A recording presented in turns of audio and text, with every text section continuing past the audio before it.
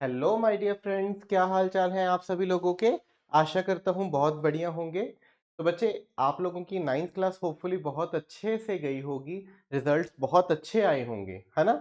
तो हम लोग उसी जोश से क्लास टेंथ में भी आगे पढ़ेंगे और अच्छे रिजल्ट्स लेके आएंगे। तो आज मैं आप लोगों से हमारे फिजिक्स का फर्स्ट चैप्टर लाइट डिस्कस करने जा रहा हूँ। तो बच्चे, जो लाइट होती है ये फॉर्म ऑफ एक एनर्जी होती है जो आप लोगों को दूसरे ऑब्जेक्ट्स देखने में हेल्प करती है। हालांकि ये खुद इनविजिबल है। तो light itself is invisible, but it makes other objects visible to you. ठीक है, तो ये आप लोगों को दूसरे ऑब्जेक्ट्स जो हैं उनको विजिबल बना देती है। हम लोग इस चैप्टर में लाइट के कुछ इंपॉर्टेंट फिनोमिनास जैसे कि रिफ्लेक्शन, रिफ्रैक्शन, इनको पढ़ेंगे। ये हमारे क्लास टेंथ के कुछ फिनोमिनास हैं लाइट के, जो हमारे सिलेबस में आते हैं, जिनके ऊपर ये चैप्टर बेस्ड है। इसके अलावा कुछ और फिनोमिनास भी लाइट के होते हैं, जिनको आप अगर प्लस टू में ऑप्ट करोगे तो वो बेटा जी इंटरफेरेंस, डाइफ्रैक्शन और पॉलराइजेशन। ठीक है, तो इंटरफेरेंस, डाइफ्रैक्शन और पॉलराइजेशन कुछ फिनोमिनस हैं। अगर आप प्लस टू में ऑप्ट करोगे तो लाइट चैप्टर के अंदर ही इसको पढ़ोगे। ठीक है, टेंथ तक हम लोग रिफ्रैक्शन और रिफ्लेक्शन को ही पढ़ते हैं। तो बेटा, लाइट की ना दो प्रॉपर्टीज होती है हमारे पास। ठीक है, जिसको हम लोग क्वांटम थ्योरी ऑफ लाइट भी कहते हैं। Light exhibits dual nature to us. क्या? कि light exhibits the properties of both waves and particles. तो अगर वेव की प्रॉपर्टी को हम लोग समझें तो हम कह सकते हैं कि लाइट का हम लोग इंटरफेरेंस, पोलराइजेशन और डाइफ्रैक्शन फिनोमिनास को समझ सकते हैं, अगर हम मानते हैं कि लाइट जो है वो वेव्स की फॉर्म में ट्रेवल करती है। ठीक है, क्लियर है। हम कहते भी हैं कि लाइट एक इलेक्ट्रोमैग्नेटिक वेव है। लाइट एक इलेक्ट्रोमैग्नेटिक वेव है। ठीक है, और अगर हम लाइट को पार्टिकल नेचर के हिसाब से समझें तो हम लाइट के फिनोमिनस कौन कौन से बेटा जी, रिफ्लेक्शन एंड रिफ्रैक्शन को अच्छे से समझ सकते हैं। ठीक है, कि अगर हम मानते हैं कि लाइट पार्टिकल से बनी हुई है तो हम लोग रिफ्लेक्शन और रिफ्रैक्शन को अच्छे से पढ़ सकते हैं। ठीक है, तो इस चैप्टर में हम लोग बेसिकली डिस्कस करने जा रहे हैं कि रिफ्लेक्शन और रिफ्रैक्शन होती क्या है। रिफ्लेक्शन का मतलब क्या होता है बेटा, कि अगर लाइट किसी भी सरफेस के साथ टकराने के बाद उसी सरफेस में वापस आ जाए तो हम लोग उस फिनोमिना को रिफ्लेक्शन कहते हैं।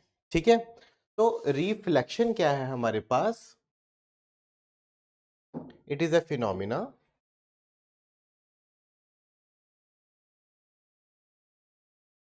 The phenomena of bouncing back of light in same medium. ठीक है, आफ्टर स्ट्राइकिंग टू।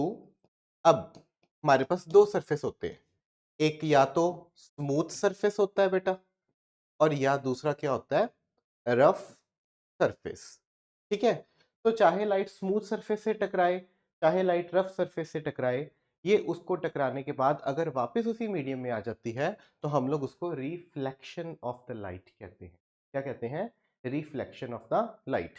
ये वैसे ही है जैसे आपने एक दीवार पे बॉल मारी और बॉल आपकी तरफ वापस आ गई। ठीक है, ये वैसा ही है जैसे आपने एक दीवार के ऊपर बॉल मारी और वो बॉल आपके ऊपर वापस आ गई। आपने सामने एक प्लेन मिरर रख लिया, आपने उसके ऊपर लेजर लाइट मारी तो वो लेजर लाइट वहां से टकराने के बाद आप ही के ऊपर आएगी। तो this phenomena is called reflection of the light. क्या कहते हैं हम लोग उसको? रिफ्लेक्शन। ठीक है, और दूसरा फिनोमिना जो हमारे पास होता है बेटा, वो होता है रिफ्रैक्शन ऑफ द लाइट। तो रिफ्रैक्शन का मतलब क्या होता है? जब लाइट अपना रास्ता बदल देती है, जब लाइट अपना रास्ता बदल देती है, अगर वो एक मीडियम से दूसरे मीडियम के अंदर एंटर करे तब। ठीक है, तो whenever the light changes its path after entering from one medium to another medium, this is known as refraction of light. ठीक है, तो bending in light, bending in light after traveling from one medium to another। ठीक है, अगर light एक medium से दूसरे medium में जाती है तो वो अपने रास्ते में बदलाव ले आती है, उस बदलाव को हम लोग रिफ्रैक्शन ऑफ द लाइट कहते हैं। ठीक है, आप सिंपल एक्सपेरिमेंट करके देख सकते हैं। आपको लेबोरेटरी में फिजिक्स की लैब में एक ग्लास स्लैब मिल जाएगी, नहीं तो आपके पास ऐसा पेपर वेट जरूर होगा, है ना। तो आप अगर उसके ऊपर लाइट मारेंगे तो लाइट सामने ना आने की बजाय कुछ इस तरह से बेंड कर जाएगी, अपना रास्ता चेंज कर जाएगी। तो जो लाइट के रास्ते में चेंज आता है, इस फिनोमिना को हम लोग क्या कहते हैं, रिफ्रैक्शन ऑफ द लाइट। और हम लोग इसको लेंसेज में अच्छे से बड़े एक्सप्लेन्ड विजन में पढ़ेंगे। आपकी आंखों के जो चश्मे के अंदर है ना लेंस लगे होते हैं, ठीक है, concave lens and convex lens की मैं बात कर रहा हूँ। तो लेंसेज के अंदर लाइट जो होती है वो एंटर करने के बाद अपना रास्ता बदल देती है, रास्ता चेंज कर लेती है, जिसको हम लोग रिफ्रैक्शन कहते हैं। तो उसको हम लोग डेप्थ से लेंसेज में पढ़ेंगे। ठीक है, क्लियर है। तो ये मैंने सिर्फ ओवरव्यू दिया है, हम लोग टॉपिक्स को बड़ी गहराई से इस वीडियो के आगे पार्ट्स में अच्छे से पढ़ेंगे। ये बेटा जो आपको ऑब्जेक्ट उसने शो किया हुआ है, ये वाला हमारे पास एक प्लेन मिरर है। क्या है? Plane mirror. ठीक है, जो शीशा जिसको आप लोग सुबह देखते हो अपने आप को निहारने के लिए, आप सुबह गेटअप होते हो तो मिरर के सामने खड़े होकर जिसके ऊपर गेटअप होते हो, तो हम लोग उसको यहाँ इन्होंने प्लेन मिरर बनाया हुआ है। और आप देख सकते हैं बेटा कि इसके ऊपर अगर पैरेलल लाइट रेज आ रही हैं तो इसके साथ टकराने के बाद वो पैरेलली ही आगे जा रही हैं, वो पैरेलली ही आगे जा रही, है ना।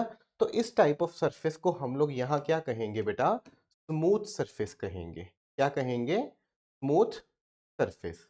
ठीक है, तो जो प्लेन मिरर है वो मेरा एक स्मूथ सरफेस का काम कर रहा है, क्योंकि इसके ऊपर लाइट रेज आ रही हैं और वो यहाँ इसके साथ टकराने के बाद पैरेलली ही वापस जा रही हैं। तो जो फिनोमिना यहाँ हो रहा है, ये देखो लाइट एयर के अंदर ही थी और आगे नहीं गई, ये लाइट एयर के अंदर ही रही। तो किसी भी चीज के साथ टकराने के बाद लाइट उसी मीडियम में ही वापस चली गई। तो ये फिनोमिना जो है हमारे पास रिफ्लेक्शन ऑफ द लाइट हो रहा, क्या हो रहा है? Reflection of the light. ठीक है, क्लियर है। अब मैं बात करूं कि लाइट जो होती है वो आती कहाँ से है। ठीक है, अल्टीमेट सोर्स ऑफ लाइट तो हमारे पास क्या है बेटा जी? सन है। क्या है? Sun. Sun is the ultimate source of light. ठीक है, तो सन है, जो हमारा बल्ब होता है, ट्यूब होती है, ठीक है, ये सोर्सेज ऑफ द लाइट है जिनसे हम लोगों को लाइट मिलती है। तो हम लोग इनको कैटेगराइज करते हैं लुमिनियस ऑब्जेक्ट्स में। किस में कैटेगराइज करते हैं बेटा? लुमिनियस ऑब्जेक्ट्स में। और ये आप छोटी क्लासेस से ही पढ़ते आ रहे हैं कि लुमिनियस ऑब्जेक्ट्स वो ऑब्जेक्ट्स होते हैं जिनके पास खुद की लाइट होती है, those who can produce their on light, जो अपनी लाइट खुद से बना सकते हैं, हम लोग उनको क्या कहते हैं? Luminous objects. ठीक है, तो लुमिनियस ऑब्जेक्ट्स में सन है, बल्ब है, हमारी ट्यूब लाइट आ जाती है। और कुछ ऑब्जेक्ट्स हमारे पास होते हैं बेटा नॉन लुमिनियस ऑब्जेक्ट्स, तो जिनके पास खुद की लाइट नहीं होती, जिनके पास खुद की लाइट नहीं होती। मेरे पास खुद की लाइट नहीं है, शिराय सर के पास खुद की लाइट नहीं है, टेबल है, चेयर है, पेन पेंसिल है, इनके पास खुद की लाइट नहीं है। तो जिनके पास खुद की लाइट नहीं होती, पर हम लोग उनको भी देख सकते हैं, है ना, हम लोग देखते तो हैं ना उनको, तो हम लोग उनको भी देख सकते हैं, पर हम लोग उन ऑब्जेक्ट्स को कैटेगराइज करते हैं नॉन लुमिनियस ऑब्जेक्ट्स में।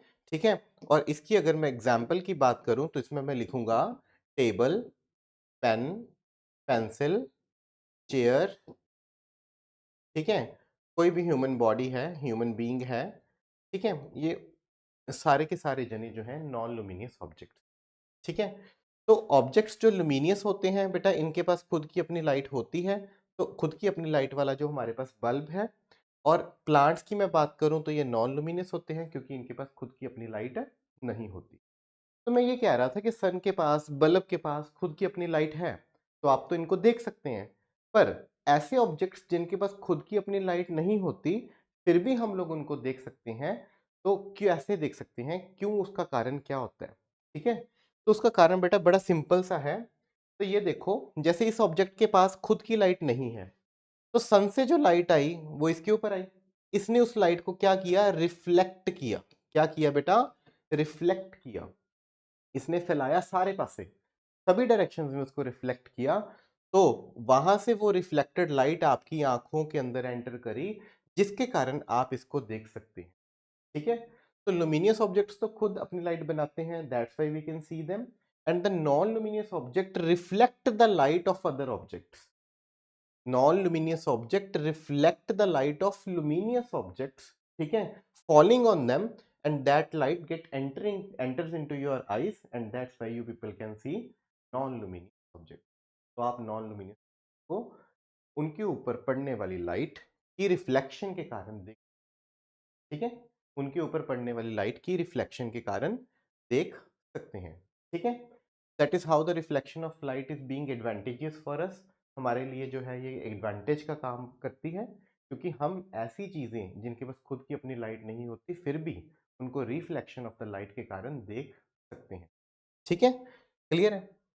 ये देखो, हम लोग सोफा सेट देख सकते हैं, प्लांट्स देख सकते हैं, उसका कारण यही है कि ये जो इनके ऊपर लाइट आकर इंसिडेंट होती है, जो लाइट इनके ऊपर आकर स्ट्राइक करती है, ये उसको रिफ्लेक्ट करते हैं, ये उसको क्या करते हैं, रिफ्लेक्ट करते हैं। ठीक है, दैट्स वाई हम लोग इस लाइट को, इस ऑब्जेक्ट को देख सकते हैं। ठीक है, क्लियर है? बात समझ लगी बेटा? अब बात करें कि नेचर ऑफ द लाइट, मैंने आप लोगों को क्लियर कर दिया है ना, कि light exhibits dual kind of nature. Light के पास, खुद के पास क्या होता है बेटा, डुअल काइंड ऑफ नेचर होता है। ठीक है, तो हम लोग उस डुअल काइंड ऑफ नेचर को पढ़ते हैं, डुअल नेचर ऑफ लाइट। ठीक है, एक मैं समझता हूं कि ये पार्टिकल्स की तरह ट्रेवल करती है, तो इसको हम लोग पार्टिकल नेचर बोलते हैं। एक मैं समझता हूं कि ये वेव्स की तरह ट्रेवल करती है, तो वेव नेचर बोलते हैं। ठीक है, क्लियर है? तो जब लाइट पार्टिकल्स की फॉर्म में ट्रेवल करती है, तो इसके कारण हम लोग रिफ्लेक्शन, क्या, रिफ्लेक्शन, और दूसरा रिफ्रैक्शन जैसे फिनोमिनास को स्टडी कर सकते हैं। ठीक है, बात समझ लगी? और अगर मैं मानता हूं कि लाइट के पास अपना क्या है, वेव नेचर है, तो हम लोग इसके कारण इंटरफेरेंस, डाइफ्रैक्शन, पॉलराइजेशन, ऐसे फिनोमिनास को समझ सकते हैं। और ये फिनोमिनास हम लोग +2 की क्लास में पढ़ेंगे, अभी हम लोग नहीं पढ़ेंगे। मैं ये आपको क्यों बता रहा हूं, क्योंकि अगर मान लो पेपर में क्वेश्चन आ गया, what do you mean by light, you will say it's the, light क्या है हमारे पास। ठीक है, तो लाइट खुद इनविजिबल होती है, और ये फॉर्म ऑफ एनर्जी है जो आप लोगों को दूसरे ऑब्जेक्ट्स को विजिबल बनाती है, दूसरे ऑब्जेक्ट्स को देखने में सक्षम बनाती है। ठीक है, then you will write it exhibits dual kind of nature, one is particle nature and the other one is wave nature, and the phenomena like reflection and refraction can be studied through assuming the nature of light as a particle, and the phenomena of interference, diffraction and polarization can be studied by assuming the wave nature of light। ठीक है, और इसको combine कर कर उन्होंने एक special quantum theory of light बनाई हुई है। क्या बनाई हुई है? Quantum theory of light. ठीक है, क्लियर है? तो बेटा हम लोग अब बात करते हैं रिफ्लेक्शन के बारे में। इसके बारे में, रिफ्लेक्शन, मैंने आपको बताया कि लाइट किसी भी सरफेस के साथ टकराने के बाद अगर उसी मीडियम में वापस चली जाती है, हम लोग उसको रिफ्लेक्शन ऑफ द लाइट कहते हैं। अब जब हमारे पास जो सबसे बेस्ट सरफेस होता है, वो हमारा मिरर होता है, जो अपने में से 99% लाइट को क्या कर देता है, रिफ्लेक्ट कर देता है। मैं बात करूं मिरर में भी, बेसिकली प्लेन मिरर की बात करता हूं, जो आप लोग अपने आप को ड्रेसअप करने के लिए, ठीक है, ड्रेसिंग मिरर जिसको कह देते हैं, कि जब आप ड्रेसअप होते हो तो ड्रेसिंग मिरर के सामने खड़े होते हो, उस मिरर को हम लोग क्या कहते हैं, प्लेन मिरर कहते हैं। ठीक है, प्लेन मिरर को हम लोग बनाते कैसे हैं, फिजिक्स में जब हम एक्सपेरिमेंट्स बनाते हैं, तो प्लेन मिरर को एक स्ट्रेट लाइन और उसके पीछे ऑब्लीक लाइंस बनाकर हम लोग ऐसे बनाते हैं। ठीक है, कि ये हमारा क्या है, एक प्लेन मिरर है, एक्स और एक्स बार से डिनोट कर देते हैं। जो ऑब्लीक लाइंस हम लोगों ने मारी हैं, ये वाला सारा का सारा इसका पॉलिश्ड सरफेस है। इसका क्या है, पॉलिश्ड सरफेस है। ठीक है। और जो इसके आगे वाला हिस्सा है, ये वाला हिस्सा इसका रिफ्लेक्टिंग सरफेस है। क्या है? Reflecting surface. वो सरफेस जिसके ऊपर लाइट ने क्या करना है? रिफ्लेक्ट करना है। तो जो पीछे वाला हिस्सा पॉलिश्ड होता है, ये किससे पॉलिश होता है? जो पीछे वाला हिस्सा पॉलिश्ड होता है, ये किस चीज से पॉलिश्ड होता है? तो ये बेटा जी सिल्वर से पॉलिश्ड होता है। किससे पॉलिश्ड होता है? सिल्वर। इसके ऊपर चांदी चढ़ाई जाती है। एक बार चांदी की एक लेयर चढ़ा दी जाती है, बाद में इसके ऊपर एक मोटे रंग का, जैसे लाल रंग का मोटा मोटा कवरिंग कर दी जाती है। मोटा कहने का मतलब ये है कि 1 टाइम या 2 टाइम हम लोग क्या करते हैं, इसके ऊपर एक कलर की कोटिंग कर देते हैं, सो दैट कि वो पीछे से खराब ना हो, वो लॉन्ग लास्टिंग इफेक्ट रहे उसका। ठीक है, लंबे समय तक हम लोग उसको यूज कर सके। तो सिल्वर की कोटिंग की जाती है और उसके बाद उसके ऊपर हम लोग पेंट चढ़ा देते हैं, कोई भी जो है डार्क कलर का, रेड लगा दिया, ब्लैक लगा दिया, कोई भी डार्क कलर का पेंट लगा देते हैं। ठीक है। मुझे पॉलिश सरफेस से कुछ नहीं लेना, मुझे रिफ्लेक्टिंग सरफेस का खास पता होना चाहिए। पॉलिश सरफेस को बनाने के लिए हम लोग ऑब्लिक लाइंस दिखाते हैं। ठीक है, क्लियर है? इसको थोड़ा सा और अच्छे से देखते हैं कि ये मैंने मान लो एक प्लेन मिरर बना लिया, ठीक है, और इसके पीछे जो ऑब्लिक लाइंस हैं, इस ये मेरे को डिनोट करती हैं कि इसके जो पीछे वाला हिस्सा है, ये वाला हिस्सा, ये रिफ्लेक्टिंग सरफेस है। ठीक है, क्या है? रिफ्लेक्टिंग सरफेस है। जो आगे वाला हिस्सा है, सॉरी बेटा, जो पीछे वाला हिस्सा है वो क्या है बेटा? पॉलिश्ड सरफेस है। जो पीछे वाला हिस्सा है वो क्या है मेरे पास? पॉलिश्ड सरफेस है। ठीक है, तो ये वाला हिस्सा पॉलिश्ड सरफेस है और जो आगे वाला हिस्सा है ये रिफ्लेक्टिंग सरफेस है। ठीक है, क्लियर है? अब जो लाइट इसके ऊपर आकर स्ट्राइक करेगी, जो लाइट इसके ऊपर आकर स्ट्राइक करेगी, इस लाइट को हम लोग कहेंगे इंसिडेंट रे। क्या कहेंगे? Incident ray. इंसिडेंट रे कौन सी होती है? इंसिडेंट रे कौन सी होती है? तो इंसिडेंट रे हमारे पास the ray that falls on the surface of mirror. ठीक है, जो मिरर के सरफेस के ऊपर आकर स्ट्राइक करती है, हम लोग उसको क्या कहते हैं? इंसिडेंट रे कहते हैं। The ray that falls on the surface of the mirror. ठीक है, और मिरर के सरफेस के ऊपर जिस पॉइंट पर आकर वो गिरती है, उस पॉइंट को हम लोग क्या कहते हैं बेटा? उस पॉइंट को हम लोग नाम देते हैं पॉइंट ऑफ इंसिडेंस। क्या नाम देते हैं? Point of incidence. ठीक है, जिस पॉइंट पर आकर ये लाइट गिरती है। ठीक है, अब उस पॉइंट ऑफ इंसिडेंस के ऊपर इस सरफेस से परपेंडिकुलर हम लोग जो बनाते हैं, उसको हम लोग कहते हैं नॉर्मल। और ये नॉर्मल रे नहीं होती, ये नॉर्मल रे नहीं होती। ठीक है, तो आप लोगों को सीधा नाम याद नॉर्मल रखना है। क्या नॉर्मल क्या होती है? जो हमारे पास ये मिरर का सरफेस है, इस सरफेस के ऊपर परपेंडिकुलर जब हम बनाते हैं, तो उस परपेंडिकुलर वाली इस को लाइन को हम लोग नॉर्मल कहते हैं। क्या कहते हैं? नॉर्मल कहते हैं। ठीक है, क्लियर है? अब ये इसके ऊपर यहाँ आकर स्ट्राइक हुई, ये इसके ऊपर इंसिडेंट हुई, और बाद में इसका सरफेस जो है रिफ्लेक्ट करेगा इसको, और ये इस तरफ आ जाएगी। तो जो लाइट रे इस तरफ हमारे पास आ जाती है, हम लोग इसको कहते हैं रिफ्लेक्टिंग। क्या कहते हैं? रिफ्लेक्टिंग रे। ठीक है, जो रे बाहर की तरफ आ जाती है, जो इसके ऊपर स्ट्राइक करने के बाद इस तरफ निकल आती है, हम लोग उसको कहते हैं रिफ्लेक्टिंग रे। क्लियर है? The ray that bounces back after striking the mirror. Mirror के ऊपर स्ट्राइक होने के बाद जो बाउंस करके बैक वापस चली जाती है। ठीक है, क्लियर है? The ray that bounces back after striking to the mirror। ठीक है, मिरर से स्ट्राइक होने के बाद जो वापस चली जाती है, हम लोग उसको क्या कहते हैं? Reflected ray. ठीक है, उसको कहते हैं बेटा जी रिफ्लेक्टेड रे। अब थोड़ा सा ध्यान से और समझें दो चार इंपॉर्टेंट टर्म्स को। रिफ्लेक्टेड रे के बाद दो चार इंपॉर्टेंट टर्म्स को और थोड़ा सा ध्यान से समझें बेटे। हाँ जी, तो जो मेरी लाइट रे यहाँ आकर स्ट्राइक हुई थी, ठीक है।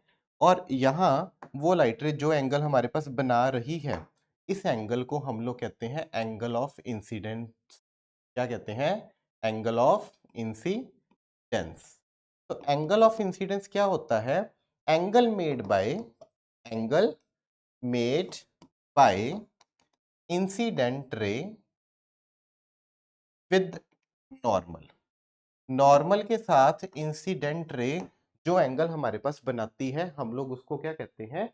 Angle of incidence. क्या कहते हैं? Angle of incidence. This is the angle made by incident ray with the normal. ठीक है। और उसके बाद ये रिफ्लेक्टेड रे नॉर्मल के साथ जो एंगल बनाती है, इसको हम लोग एंगल ऑफ रिफ्लेक्शन बोलते हैं। ठीक है। तो एंगल आर क्या है? एंगल ऑफ रिफ्लेक्शन है। ठीक है, एंगल ऑफ रिफ्लेक्शन है। ये कौन बनाती है? ठीक है, the angle made by the angle made by reflected ray with normal. तो नॉर्मल के साथ जो रिफ्लेक्टेड रे एंगल बनाती है, हम लोग उस एंगल को एंगल ऑफ रिफ्लेक्शन बोलते हैं। क्या बोलते हैं? Angle of reflection. ठीक है। तो हमने इसमें पढ़ा इंसिडेंट रे जो लाइट मिरर के ऊपर आकर स्ट्राइक करेगी, मिरर के ऊपर आकर इंसिडेंस होएगी। दूसरा हमने पढ़ा नॉर्मल, जो लाइट मिरर के ऊपर आकर इंसिडेंट करती है, जिस पॉइंट के ऊपर आकर वो इंसिडेंट करती है, उस पॉइंट को पॉइंट ऑफ इंसिडेंस कहते हैं। और मिरर के सरफेस से उसी पॉइंट से अगर हम परपेंडिकुलर ड्रॉ करें, तो उस परपेंडिकुलर को हम लोग क्या कहते हैं? नॉर्मल। ठीक है। जो लाइट उसके साथ इंसिडेंट होने के बाद बाउंस बैक करके सेम मीडियम में वापस आ जाती है, हम लोग उसको क्या कहते हैं? Reflected ray. ठीक है जी। और रिफ्लेक्टेड रे जो नॉर्मल के साथ एंगल बनाती है, उस एंगल को एंगल ऑफ रिफ्लेक्शन हम लोग बोलते हैं। ठीक है। यही डेफिनेशंस आप लोगों ने, आपके टीचर जब आपको क्लासेस में पूछते हैं तो बतानी है कि what do you mean by angle of incidence? The angle made by incident ray with the normal. What do you mean by angle of reflection? The angle made by reflected ray with the normal. ठीक है, clear है? अच्छा, तो ये बेटा जी उसने diagram में show किया हुआ है कि हमारे पास प्लेन मिरर का जो फ्रंट साइड होती है, इससे हम लोग जो है लाइट को रिफ्लेक्ट करते हैं, और जो पीछे वाली साइड होती है उसके ऊपर सिल्वर की कोटिंग होती है। क्या होती है? सिल्वर की कोटिंग होती है। ये कांच का एक शीट होती है, जो आपके घर के अंदर ग्लास होता है कांच का, जो रेलिंग्स में भी हम लोग यूज करते हैं। तो उसका जो पीछे वाला हिस्सा होता है, उसके ऊपर सिल्वर की कोटिंग कर देते हैं। फिर उसके ऊपर एक मोटा सा रंग चढ़ा देते हैं, रेड कलर का हो गया या डार्क ग्रीन हो गया। ठीक है, ताकि वो पीछे से स्क्रैच आउट ना हो सके। तो जो हमारे सामने बन के आता है, हम लोग उसको प्लेन मिरर कहते हैं। और रे डायग्राम्स में हम लोग प्लेन मिरर को इस तरह से रिप्रेजेंट करते हैं।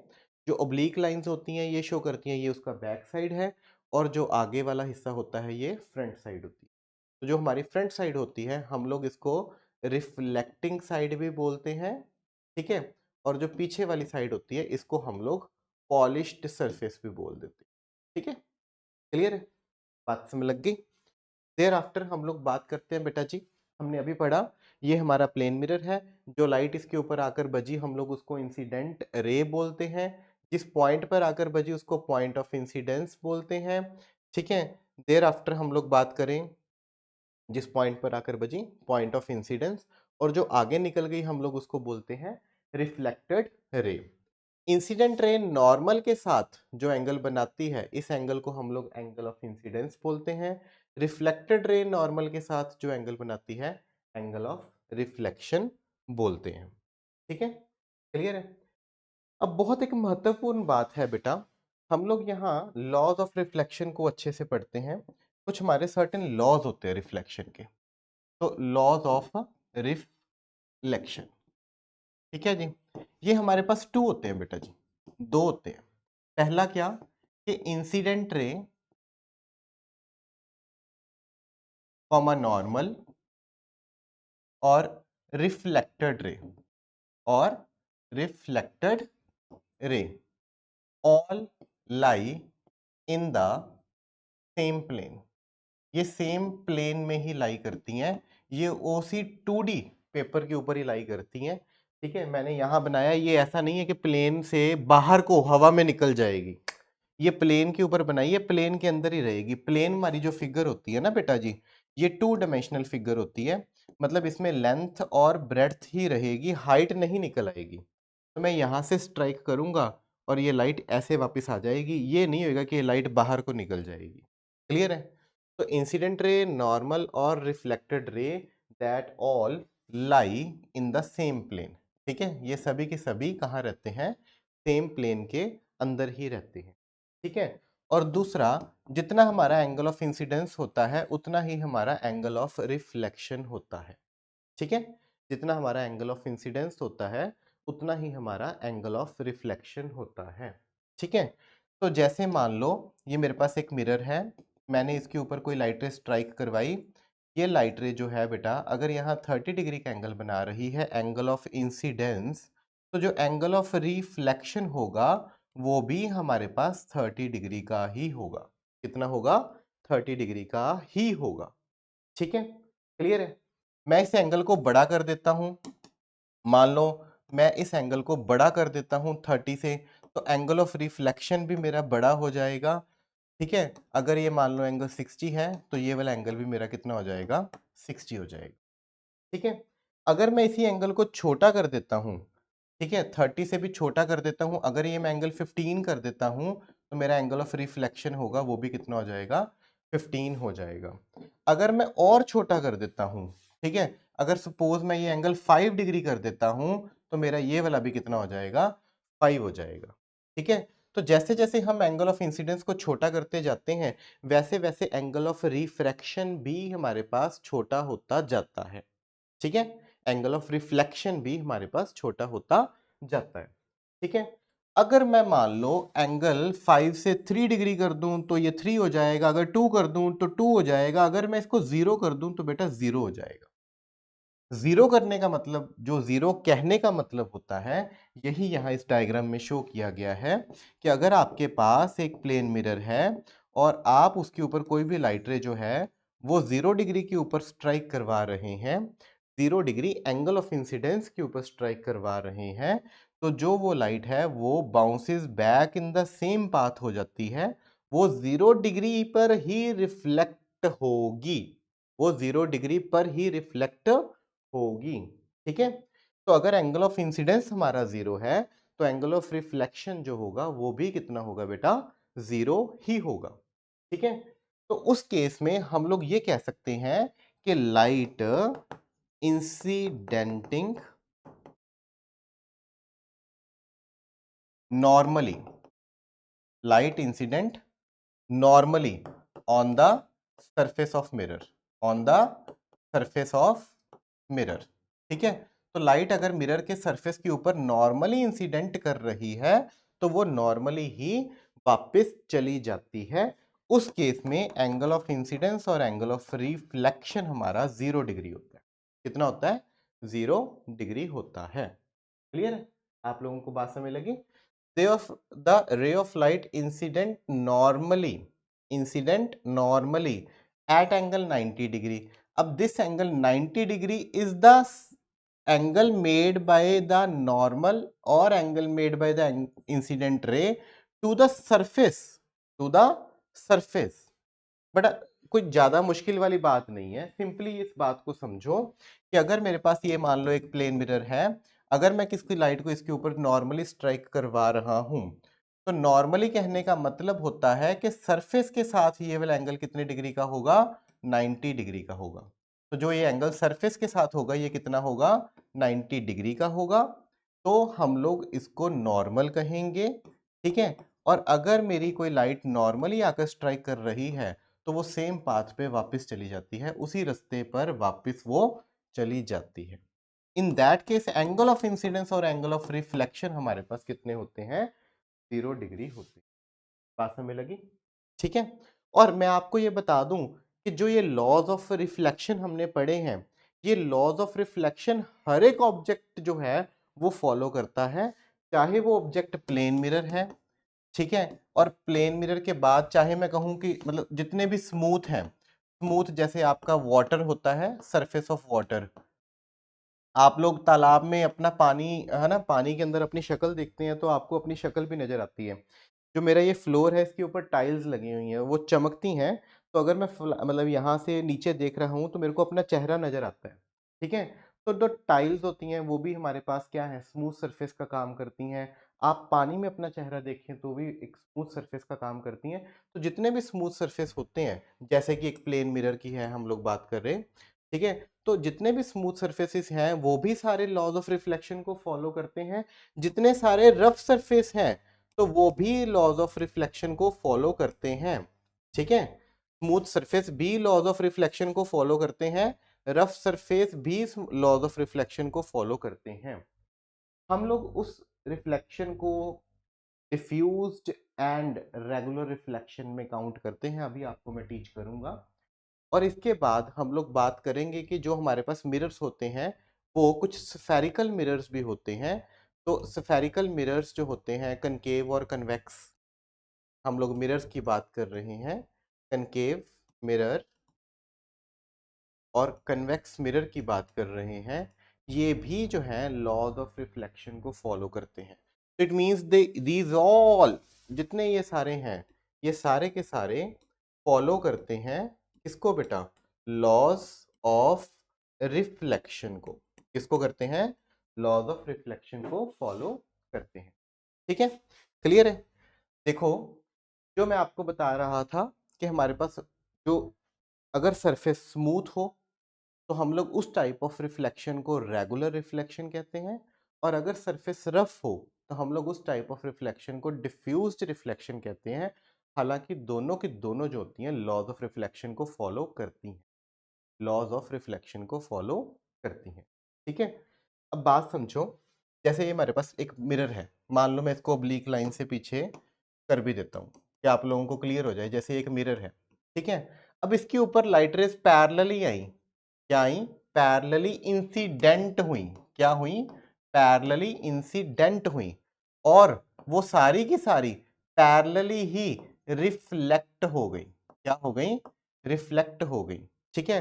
तो वो सरफेस जिसके ऊपर लाइट रेज पैरेलली ही इंसिडेंट हो और पैरेलली ही रिफ्लेक्ट हो जाए, उस सरफेस को हम लोग स्मूथ सरफेस कहते हैं। क्या कहते हैं, स्मूथ सरफेस कहते हैं।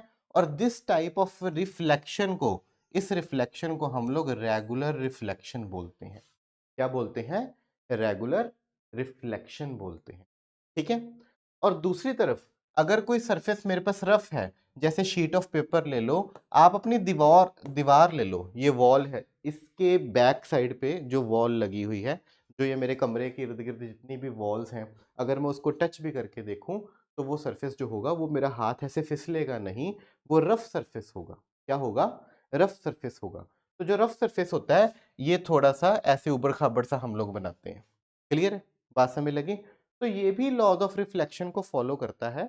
पर पहले ये समझ लो कि इसके ऊपर जितनी भी लाइट रेज पैरेलली आती जरूर हैं, पर वो पैरेलली रिफ्लेक्ट नहीं होती। The surface at which light is incident parallelly but do not reflect parallelly। ठीक है, this kind of surface is called rough surface। और उसमें से जो रिफ्लेक्शन होती है हम लोग उसको डिफ्यूज्ड रिफ्लेक्शन, क्या बोलते हैं, डिफ्यूज्ड रिफ्लेक्शन। ठीक है। तो मैं डायग्राम से आप लोगों को क्लियर करना चाहता हूं कि जो हम लोग यहाँ रिफ्लेक्शन की बात कर रहे हैं, ठीक है, थोड़ा सा डार्क बनाते हैं। ये प्लेन मिरर ले लिया मैंने एक, ठीक है जी, और ये मैंने एक रफ सरफेस ले लिया। ठीक है, क्या ले लिया, रफ सरफेस ले लिया। ठीक है बेटा जी। अब बात करें कि प्लेन मिरर के ऊपर हम लोगों ने लाइट रेस जो है पैरेलली इंसिडेंट करवाई। ठीक है जी, ये सारी लाइट रेस पैरेलली इंसिडेंट करवाई। अब इस पॉइंट पॉइंट ऑफ इंसिडेंस पे ये नॉर्मल होगी, इस पॉइंट पॉइंट ऑफ इंसिडेंस पे ये नॉर्मल होगी, इस पॉइंट पॉइंट ऑफ इंसिडेंस पे ये नॉर्मल होगी। ठीक है जी। तो इसने ये वाला एंगल बनाया, एंगल ऑफ इंसिडेंस, और इसी एंगल से वो रिफ्लेक्ट कर गई। ये वाला एंगल ऑफ इंसिडेंस बनाया और इसी एंगल से वो रिफ्लेक्ट कर गई। ये वाला एंगल ऑफ इंसिडेंस बनाया और इसी एंगल से ये रिफ्लेक्ट कर गई। तो लाइट रेस पैरेलली इंसिडेंट हुई और पैरेलली ही रिफ्लेक्ट कर गई। तो this kind of reflection is known as regular reflection. तो हम लोग इसको क्या कहते हैं, रेगुलर रिफ्लेक्शन कहते हैं। And this surface is smooth surface. तो ये सरफेस जो हमारे पास होता है ये एक स्मूथ सरफेस होता है, ठीक है। और अगर मैं इसकी बात करूं, होता ये भी मान लो भी पीछे तो कुछ नहीं है ना, तो एक बार मान लो कि पीछे पॉलिश्ड है, पीछे कुछ है नहीं, ठीक है। लाइट रेज इसके ऊपर क्या आई, इंसिडेंट हुई, ठीक है, पैरेलली। लाइट रेज इसके ऊपर क्या हुई, इंसिडेंट हुई, कैसे, पैरेलली, ठीक है। अब इस पॉइंट पे जो इसकी नॉर्मल होगी बेटा जी, वो इस सरफेस से परपेंडिकुलर होगी, मान लो ये है। अब इस पॉइंट पे जो नॉर्मल होगी इस सरफेस के परपेंडिकुलर होगी, ठीक है जी। इस पॉइंट पे जो नॉर्मल होगी वो इस सरफेस के परपेंडिकुलर होगी, क्लियर है।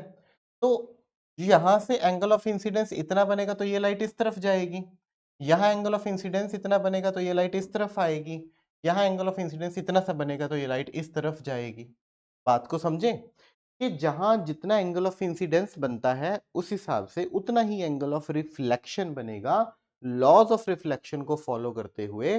For that reason light rays आती पैरेलली जरूर है पर वो जाती पैरेलली नहीं है, ठीक है। इसके पैरेलल एक और लाइट रे मैं यहां बनाऊं तो इसके साथ ये देखो एंगल ऑफ इंसिडेंस ये बनेगा, क्योंकि इस सरफेस पे जो परपेंडिकुलर होगा वो ऐसे बनेगा, तो लाइट रे इस तरफ निकल जाएगी। तो इसका एक हम लोगों को फायदा बहुत होता है। क्या फायदा होता है हम लोगों को कि आप चाहे रूम के यहाँ खड़े हो, यहाँ खड़े हो, यहाँ खड़े हो, ठीक है, या एक लाइट रे इस तरफ जा रही थी, भी मान लो आप कहीं मर्जी खड़े हो, तो जितनी लाइट रेज यहाँ से आती हैं वो अलग अलग डायरेक्शन में फैल जाती हैं, जिसके कारण आप अगर अलग अलग जगह पे भी खड़े हो तो आपको ऑब्जेक्ट नजर आता है, ठीक है, जिसको हम लोगों ने ऐसे पढ़ा था, ये वाला हमारा कंसेप्ट, ठीक है। ये देखो यहां सूरज से लाइट रे आई, ये हमारा जो ऑब्जेक्ट था ये एक रेगुलर सरफेस नहीं था, स्मूथ सरफेस नहीं था, ये एक रफ सरफेस है। जो हमारा ये ऑब्जेक्ट है ये क्या है बेटा जी, एक रफ सरफेस है, ठीक है। तो रफ सरफेस होने के कारण इसके ऊपर जितनी लाइट रे आई वो सारी की सारी कोई इधर फैल गई, कोई इधर फैल गई, कोई इधर फैल गई, कोई इधर फैल गई, कोई इधर फैल गई, कोई इधर फैल गई।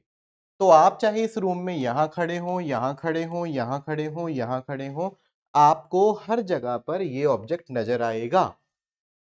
जैसे कि मान लो यहां मेरे पास एक चेयर पड़ी है, तो जो ये चेयर है मैं चाहे रूम के उस तरफ खड़ा हो जाऊं, चाहे रूम के उस तरफ खड़ा हो जाऊं, चाहे आगे आ जाऊं, चाहे यहां से खड़ा हो जाऊं, तो मेरे को चेयर नजर आएगी। क्यों? क्योंकि ये चेयर एक रफ सरफेस, इसके ऊपर जितनी भी लाइट रे पड़ती है वो सारी की सारी डायरेक्शन में फैल जाती है। पर अगर आप शीशे के सामने खड़े होगे तभी आपको अपना चेहरा नजर आएगा। अगर आप शीशे से परे खड़े हो तब आपको अपना चेहरा नजर नहीं आएगा। क्यों? क्योंकि जितनी भी लाइट रेज यहां से पैरेलली आती हैं, ठीक है, वो पैरेलली ही आगे निकल जाती हैं। तो अगर आप इस जगह पर खड़े होगे, अगर आप इस जगह पर खड़े होगे तभी आपको यहाँ जो ऑब्जेक्ट है जिससे लाइट रे आ रही है वो नजर आएगा। अगर आप यहाँ हो गए तो आपको ऑब्जेक्ट नजर नहीं आएगा, अगर आप यहाँ हो गए तब भी आपको ऑब्जेक्ट नजर नहीं। क्लियर है? तो ऑब्जेक्ट को देखने के लिए हमें अगर रेगुलर रिफ्लेक्शन है तो एक पर्टिकुलर जगह पर खड़े होना होता है, अगर वो डिफ्यूज रिफ्लेक्शन है तो आप जहां मर्जी खड़े हो जाओ आपको वो नजर आएगा, तो आपको वो नजर आएगा, ठीक है, क्लियर है। तो होपफुली आप लोगों को रेगुलर और डिफ्यूज रिफ्लेक्शन के बारे में अच्छे से नॉलेज हो गई होनी है, ठीक है, रेगुलर और डिफ्यूज्ड रिफ्लेक्शन, ठीक है। तो डिफ्यूज्ड रिफ्लेक्शन जो होती है वो एक रफ सरफेस से होती है, किससे होती है बेटा, रफ सरफेस से होती है। और रेगुलर रिफ्लेक्शन जो होती है एक स्मूथ सरफेस से होती है। दोनों की दोनों लॉज ऑफ रिफ्लेक्शन को फॉलो करती हैं, और दो ही लॉज ऑफ रिफ्लेक्शन है। पहला इंसिडेंट रे नॉर्मल और रिफ्लेक्टेड एक ही सेम प्लेन में लाई करती हैं। दूसरा angle of incidence is equals to angle of reflection, वो मैंने आपको यहां बनाकर दिखा भी दिया। आपको और क्लियर कर देता हूं बेटा, अच्छे से समझो, अच्छे से पूरा डेप्थ के अंदर समझो कि जैसे मेरे पास ये एक सरफेस है, ठीक है, क्लियर है, इसके ऊपर मैं 3-4 जगह पर लाइट रेज अलग अलग मारता हूं, ठीक है, पैरेलली। एक ये, इसके पैरेलल एक ये लाइट रे आ गई, इसी के पैरेलल एक ये लाइट रे आ गई, इसके पैरेलल एक ये लाइट रे आ गई, इसके पैरेलल ये एक लाइट रे आ गई, क्लियर है। इसके ऊपर हमने मान लो 5 जगह पर लाइट रेस पैरेलली स्ट्राइक कराई। अब ये समझो इतना सा सेगमेंट, जो ये वाला सेगमेंट है हमारा, ठीक है? इतने से सेगमेंट की बात कर रहे हैं। इतने से सेगमेंट के अगर मैं बात करूं तो इसका सरफेस इस जगह पर ऐसी शेप में है। अगर मैं इसकी बात करूं तो इसका सरफेस ऐसा है। अगर मैं इसकी बात करूं इसका सरफेस ऐसा है। अगर इसकी बात करूं इसका सरफेस ऐसा है। अगर इसकी बात करूं इसका सरफेस ऐसा है। तो सेगमेंट्स पे हम लोगों ने सरफेस बना ली है, ठीक है? अब सरफेस और पॉइंट ऑफ इंसिडेंस के ऊपर हम लोग नॉर्मल बनाते हैं, ठीक है? तो जो नॉर्मल होगी वो पॉइंट ऑफ इंसिडेंस और सरफेस के ऊपर परपेंडिकुलर होगी। अब यहाँ से परपेंडिकुलर कुछ इस तरह बनेगा, यहाँ से परपेंडिकुलर कुछ ऐसा बनेगा, यहाँ से परपेंडिकुलर कुछ ऐसा बनेगा, यहाँ से परपेंडिकुलर कुछ ऐसा बनेगा, ठीक है? क्लियर है? अब सीधी सी बात है, ऐसा सरफेस है तो इसके ऊपर परपेंडिकुलर ये बनेगा। अगर सरफेस ऐसे है तो परपेंडिकुलर ये बनेगा। अगर सरफेस ऐसे है तो इसके ऊपर परपेंडिकुलर ये बनेगा। तो जिस तरह का सरफेस है उसके ऊपर हम लोगों ने परपेंडिकुलर यानी कि नॉर्मल बना दी। अब आप ये चेक करो कि इस नॉर्मल और इसके बीच में जो एंगल ऑफ इंसिडेंस है, जितना ये होगा उतना ही एंगल ऑफ रिफ्लेक्शन भी होगा और लाइट उस तरफ रिफ्लेक्ट कर जाएगी। यहाँ जितना एंगल ऑफ इंसिडेंस है उतना ही एंगल ऑफ रिफ्लेक्शन होगा तो लाइट इस तरफ बेंड कर जाएगी। यहाँ जितना एंगल ऑफ इंसिडेंस है एंगल ऑफ रिफ्लेक्शन भी उतना होगा, लाइट बेंड कर जाएगी। यहाँ जितना है एंगल ऑफ रिफ्लेक्शन भी उतना होगा, लाइट बेंड कर जाएगी। यहाँ जितना है एंगल ऑफ रिफ्लेक्शन उतना होगा, लाइट बेंड कर जाएगी। क्लियर है? तो बेंडिंग ऑफ लाइट जो होती है वो ओबे करती है लॉज ऑफ रिफ्लेक्शन को। वो लॉज ऑफ रिफ्लेक्शन को ओबे करती है, ठीक है? क्लियर है? अच्छा, हम लोग बात करते हैं बेटा कि जो हमारे ऑब्जेक्ट्स होते हैं, हम लोगों ने पढ़ा लुमिनियस एंड नॉन लुमिनियस। तो उसको उसके बाद मैं कैटेगराइज करता हूं ऑब्जेक्ट को, ठीक है? तो जो ऑब्जेक्ट होता है, एक तो बेटा मैंने कैटेगराइज कर लिया लुमिनियस, दूसरा मैंने कैटेगराइज कर लिया नॉन लुमिनियस, ठीक है? लुमिनियस ऑब्जेक्ट जो होता है इसके पास खुद की अपनी लाइट थी, नॉन लुमिनियस जिसके पास खुद की अपनी लाइट नहीं थी। उसके बाद मैं इनको कैटेगराइज करता हूं एक और कैटेगरी में, पॉइंट ऑब्जेक्ट, और दूसरा हमारे पास होता है एक्सटेंडेड ऑब्जेक्ट। क्या होता है? एक्सटेंडेड ऑब्जेक्ट, ठीक है? बेटा जो पॉइंट ऑब्जेक्ट होता है उसका साइज भी पॉइंट जितना ही होता है, एक पॉइंट जितना ही साइज होता है। पर जो हमारा एक्सटेंडेड ऑब्जेक्ट होता है इसका साइज बड़ा होता है, ठीक है? अगर मैं पॉइंट ऑब्जेक्ट की बात करूं, जैसे मैं हूं खुद, ठीक है? तो इस पूरी अर्थ के हिसाब से मेरी जो है वो एक पॉइंट जितनी भी, है ना, मैं जगह नहीं रोकता अगर मैं पूरी अर्थ को कंसीडर करूं। तो अर्थ के हिसाब से यानी कि अपनी अदर ऑब्जेक्ट्स की डायमेंशंस के हिसाब से एक ऑब्जेक्ट जिसकी हम लोग कहें कि डायमेंशंस ना मात्र हैं तो वो हमारे पास पॉइंट ऑब्जेक्ट होता है। और जिसकी डायमेंशंस ज़्यादा बड़ी हों, है ना, देखने में हमको पता हो हाँ एक चेयर पड़ी है और ये एलईडी लगी हुई है, तो जिसकी इसके कंपैरेटिवली डायमेंशंस बड़ी हों तो हम लोग उसको एक्सटेंडेड ऑब्जेक्ट कह देते हैं। और एक्सटेंडेड ऑब्जेक्ट का टॉप बनाने के लिए हम लोग ये लिख देते हैं और बॉटम बनाने के लिए हम लोग ऐसे नीचे एरो बना देते हैं, ठीक है?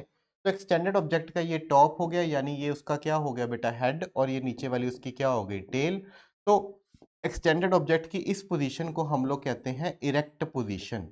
इरेक्ट का मतलब होता है अपराइट, अपराइट का मतलब क्या होता है, सीधी पोजीशन। क्या कहते हैं हम लोग? सीधी पोजीशन, ठीक है? क्लियर है? और जिस पोजीशन को हम लोग ऐसे बनाते हैं ये हमारी इन्वर्टेड होती है। क्या होती है? इन्वर्टेड पोजीशन, ठीक है? मैंने उल्टी। क्लियर है? बात समझ लगी? ये एक्सटेंडेड ऑब्जेक्ट है, जो ये वाली पोजीशन है इस पोजीशन को हम लोग इरेक्ट कहते हैं। इरेक्ट का मतलब सीधी, अपराइट, और उस पोजीशन को हम लोग इन्वर्टेड कहते हैं। पॉइंट ऑब्जेक्ट को हम लोग एक पॉइंट जितना ही बनाते हैं, एक पॉइंट जितना ही बनाते होते हैं, ठीक है? देयर आफ्टर हम लोग बात करते हैं इमेज की। इसकी बात करते हैं इमेज की, ठीक है? अब एक ऑब्जेक्ट जो होता है उसकी हमारे पास एक इमेज भी बनती है। क्लियर है? तो इमेज दो प्रकार की होती हैं बेटा। तो इमेज दो प्रकार की होती हैं, एक होती है रियल इमेज और दूसरी होती है वर्चुअल इमेज। क्लियर है? तो जो रियल इमेज होती है, कौन सी रियल इमेज होती है, ये तब बनती है जब एक्चुअली दो लाइट रेस या दो से ज्यादा लाइट रेस आपस में मीट करती है, ठीक है? और वर्चुअल इमेज हमारी कब बनती है, जब लाइट रेज सच में मीट ना करती। तो रियल इमेज की डेफिनेशन में हम लोग लिखेंगे, it is formed it is formed when light rays actually meet, when light rays actually meet, ठीक है। और वर्चुअल इमेज में हम लोग लिखते हैं, it is formed when light rays appears to meet. हम लोगों को सिर्फ अपीयर होता है, सच में वो मीट नहीं करती, सच में वो मीट नहीं करती, ठीक है। रियल इमेज की एग्जांपल मैं दूं तो जो सिनेमा हॉल के अंदर जो स्क्रीन के ऊपर इमेज बनती है, ठीक है, स्क्रीन के ऊपर जो इमेज बनती है उस इमेज को हम लोग रियल इमेज बोलते हैं। और अगर मैं वर्चुअल इमेज की बात करूं तो जो हमारी मिरर के ऊपर, प्लेन मिरर के ऊपर, जो सुबह आप लोग अपने आप को ड्रेसअप करने के लिए ड्रेसिंग मिरर यूज करते हैं, उस मिरर के ऊपर जो आपकी इमेज बनती है हम लोग उसको वर्चुअल इमेज कहते हैं। और आपको मैं एक फैक्ट बता दूं कि रियल इमेज जो होती है ये हमेशा ही इन्वर्टेड होती है, कभी इसको याद मतलब भूलना नहीं है, हमेशा इन्वर्टेड होती है। और वर्चुअल जो होती है इमेज ये हमेशा ही इरेक्ट होती है, ठीक है। वर्चुअल इमेज सदा इरेक्ट होती है, रियल इमेज सदा इन्वर्टेड होती है। ऐसी कोई रियल इमेज नहीं है जो इरेक्ट होगी, ऐसी कोई वर्चुअल इमेज नहीं है जो इन्वर्टेड होगी। तो आपको इसको याद रखना है। इसको हम लोग इस पिक्चर से समझते हैं। ये देखो बेटा, ये एक लड़की जो है अपने आप को मिरर के अंदर देख रही है। तो जो ये लड़की है ये हमारा ऑब्जेक्ट है, ठीक है। और जो ये है ये इसकी इमेज है। तो जो इमेज मिरर के ऊपर फॉर्म हो रही है इसको हम लोग कहते हैं वर्चुअल इमेज। क्या कहते हैं बेटा? वर्चुअल इमेज, ठीक है। और ये ऑब्जेक्ट है, समझ गए। तो जो प्लेन मिरर के ऊपर इमेज बनती है हम लोग उसको क्या कहते हैं? वर्चुअल इमेज कहते हैं। और वर्चुअल इमेज हमेशा क्या होती है? सीधी होती है, ठीक है, क्लियर है। अब ये जो सिनेमा स्क्रीन के ऊपर इमेज बन रही है, ये सिनेमा स्क्रीन के ऊपर जो इमेज बन रही है, ये एक्चुअली में यहाँ एक प्रोजेक्टर लगा होगा, उस प्रोजेक्टर से यहाँ एक्चुअली लाइट रेज जो है वो आ रही हैं और इमेज बना रही हैं। तो यो जो इमेज बन रही है ये रियल इमेज होती है। क्या होती है? रियल इमेज होती है। अब आप कहोगे सर आपने कहा था कि रियल इमेज होती है वो इन्वर्टेड होती है। अरे भाई उसको इरेक्ट करके बनाया जाता है, ठीक है, उसको इरेक्ट करके यहाँ फॉर्म किया जाता है। और आप लोगों को एक मैं फैक्ट बता दूं। क्या बता दूं बेटा? फैक्ट, कि हमारी जो आंखें है ना, मैं आप लोगों को देख रखा हूँ, आप मेरे को देख रहे हैं, तो हमारी आंखों के पीछे एक स्क्रीन होती है। जैसे यहाँ ये एक सिनेमा स्क्रीन है ना जिसके ऊपर इमेज बन रही है, उसी तरह हमारी जो आई होती है, हमारी जो आई होती है, ठीक है, ह्यूमन आई की बात कर रहा हूं मैं, इस आई में हमारे पास एक पीछे स्क्रीन होती है, ठीक है, ये वाली, जिसके ऊपर हमारी लाइट रेज मीट करती हैं, ठीक है। आपकी आंख के अंदर जो भी लाइट रे आती है वो आकर स्ट्राइक करती है स्क्रीन के ऊपर। तो जो ये स्क्रीन होती है ना, इसके ऊपर भी कौन सी इमेज बनती है? रियल इमेज बनती है। अब आप कहोगे कि सर वो रियल इमेज है तो वो भी इन्वर्टेड होनी चाहिए, मतलब मैं आपको उल्टा नजर आना चाहिए या आप मेरे को उल्टे नजर आने चाहिए, है ना। तो हमारा जो ब्रेन होता है उसको इंटरप्रेट करता है। यहाँ से पीछे से ऑप्टिक नर्व्स जाती हैं। कौन सी जाती हैं? ऑप्टिक नर्व्स जाती हैं, जो ब्रेन को उस इमेज को, उल्टी इमेज को सीधा करके दिखाती हैं, ठीक है। या ब्रेन कह लो कि उस उल्टी इमेज को हम लोगों को सीधा करके दिखाता है। ये ऑप्टिक नर्व्स उस ब्रेन तक मैसेज लेके जाती हैं। उसी तरह वो सिनेमा स्क्रीन के ऊपर जो इमेज बनती है उसको सीधा दिखाते हैं, ठीक है। बात समझ लगी? हालांकि जो रियल इमेज होती है वो हमेशा ही इन्वर्टेड होती है। हम लोग अभी रे डायग्राम्स पढ़ेंगे स्फेरिकल मिरर के, है ना, नेक्स्ट लेक्चर में पढ़ेंगे। तो उसमें जितनी नंबर ऑफ इमेजेस हम लोग फॉर्म करेंगे रियल, वो सारी की सारी इन्वर्टेड होंगी, वो सारी ही इन्वर्टेड होंगी, ठीक है। और जितनी हम लोग वर्चुअल बनाएंगे वो सारी की सारी ही इरेक्ट होंगी, ठीक है। हम लोगों ने प्लेन मिरर को भी स्टडी करना है, पॉइंट ऑब्जेक्ट का भी देखेंगे हम लोग, एक्सटेंडेड ऑब्जेक्ट का भी देखेंगे। तो उसमें भी नंबर ऑफ लाइट रेज जो हम लोगों को मीट करती हुई, मीट तो नहीं करेंगी, मतलब अपीयर करेंगी कि वहां से आ रही हैं, तो वर्चुअल इमेज बनाएंगी और सारी की सारी वर्चुअल इमेज जो होगी वो इरेक्ट होगी। मतलब प्लेन मिरर में आप यार खुद को देखते हो तो आपकी जो इमेज आपको प्लेन मिरर में रहती है वो सीधी आती है ना, तो वो होती है वर्चुअल।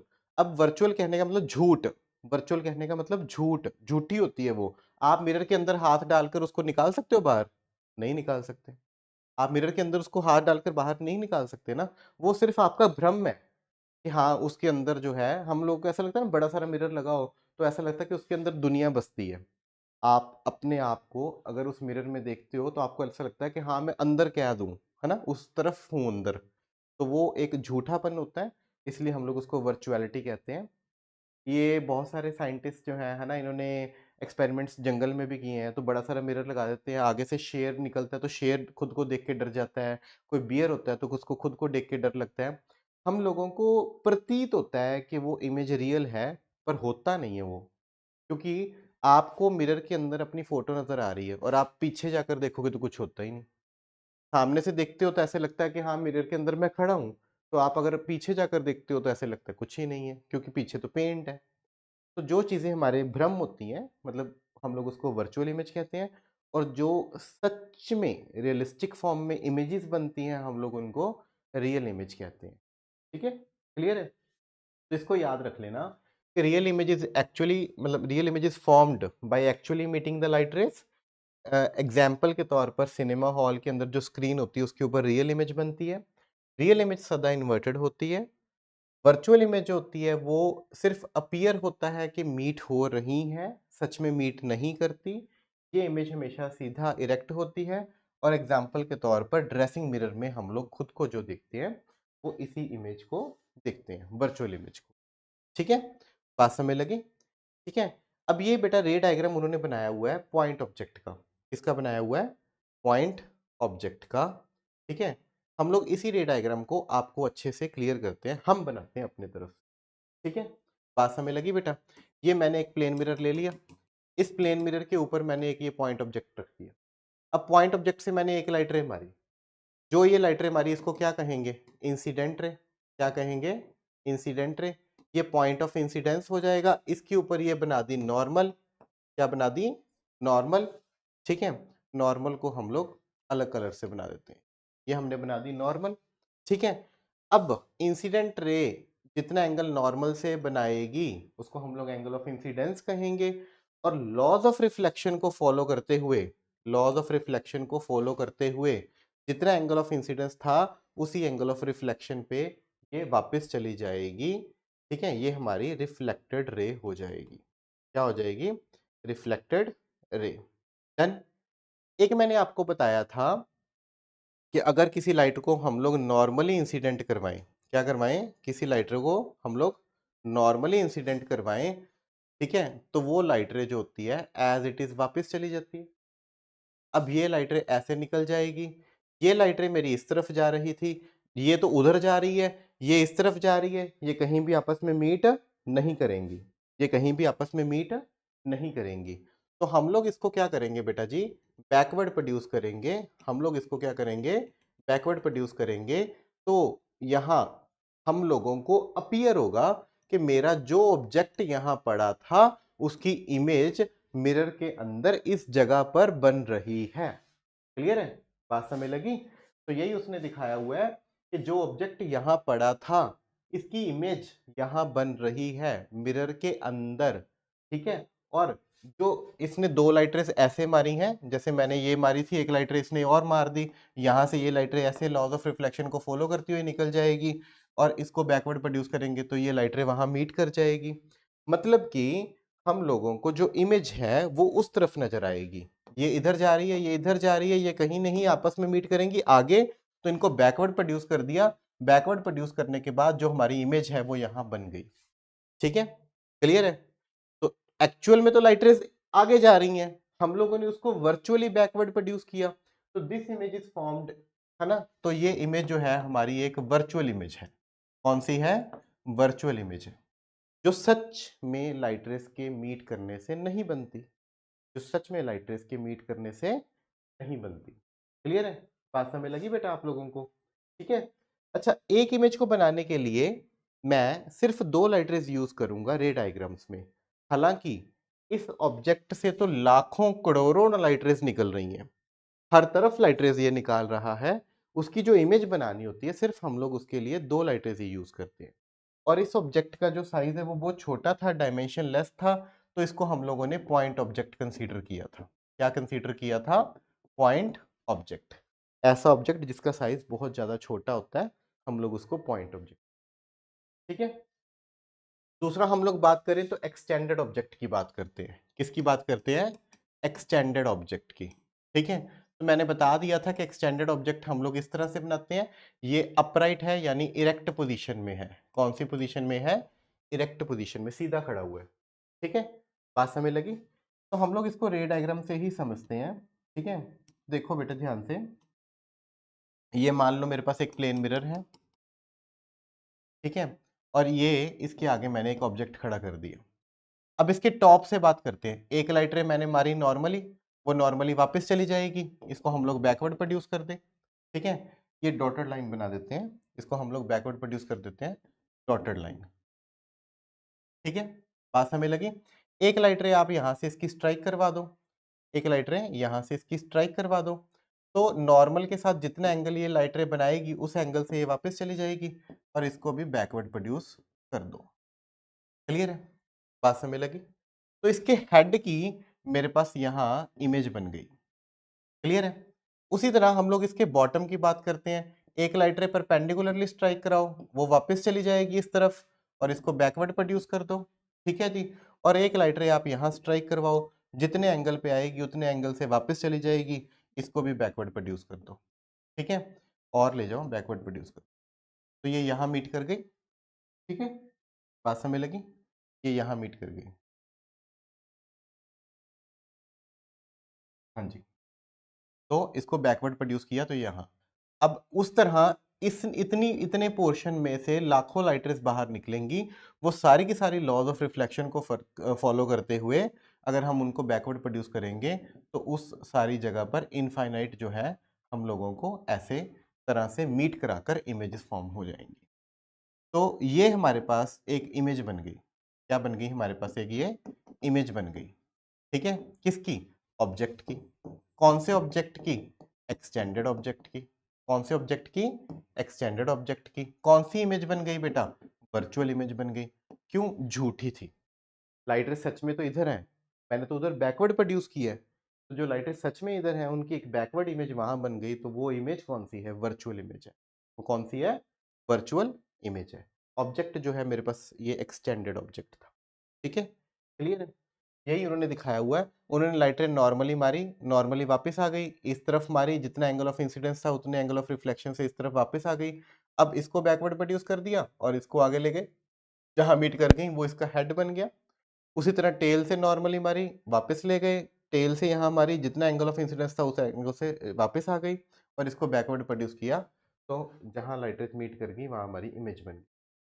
अब इतनी जगह पर हम लोगों ने इनको ज्वाइन कर कर अपनी इमेज बना ली, और आपको जो ये बनाना है बेटा जी, ये बनाना है डॉटेड। ठीक है, क्यों बनाना डॉटेड है मैं आपको बता देता हूँ कि जो रियल ऑब्जेक्ट होता है, जो रियल इमेज होती है, हम लोग इसको सॉलिड लाइन से डिनोट करते हैं। सॉलिड कहने का मतलब ऐसे। ठीक है, और जो वर्चुअल होता है झूठा, ठीक है, चाहे वर्चुअल इमेज हो चाहे वर्चुअल ऑब्जेक्ट हो, हम लोग उसको डॉटेड बनाते हैं। ठीक है, ये पहचान है, डॉटेड होने के कारण ये वर्चुअल है, सॉलिड होने के कारण ये रियल है। जितने भी रे डायग्राम्स में आप लोगों को डॉटेड बनाया होगा वो डिनोट करेगा कि आपकी वो इमेज वर्चुअल है, और जितने रे डायग्राम्स में आपको वो सॉलिड बनाई गई होगी वो डॉट डिनोट करेगी कि आपकी वो इमेज रियल है। क्या है? रियल है। ठीक है, तो एक स्टैंडर्ड ऑब्जेक्ट का कई बार पेपर में पूछ लेते हैं बनाने के लिए, आप एक दो बार प्रैक्टिस कर लें। ठीक है, मिरर को हम लोग ऐसे ही बनाते हैं, स्ट्रेट लाइन पीछे ऑब्लिक लाइंस। बाकी लॉज ऑफ रिफ्लेक्शन को फॉलो करवा कर ही हम लोगों ने रे डायग्राम्स बनाए हुए हैं। ठीक है, तो आप लोग इसको अच्छे से याद कर लें। ठीक है, ये देखो, ये बंदा शीशे के आगे कैंडल रखी हुई है इसने। ठीक है, अब कैंडल ऐसे प्रतीत हो रहा है कि शीशे के अंदर है, और अगर हम लोग शीशे के बैक साइड जाकर देखें तो कुछ भी नहीं होएगा। तो मेरे ये मन का वहम है, आंखों का धोखा है। तो जो ये इमेज बन रही है, ये इमेज मेरी कौन सी है बेटा? ये इमेज मेरी वर्चुअल इमेज है। क्या है? वर्चुअल इमेज है। ठीक है, बात समझ लगी? और देखो, अगर कैंडल ऐसे खड़ी है तो इसकी इमेज भी ऐसे ही है ना, इट मीन्स इरेक्ट जो होती है, क्या होती है, इरेक्ट इमेज बनती है। ठीक है, बात समझ लगी बेटा। तो हम लोग कुछ करेक्टरिस्टिक्स की बात करते हैं हमारी इमेज की जो प्लेन मिरर के अंदर बनती हैं।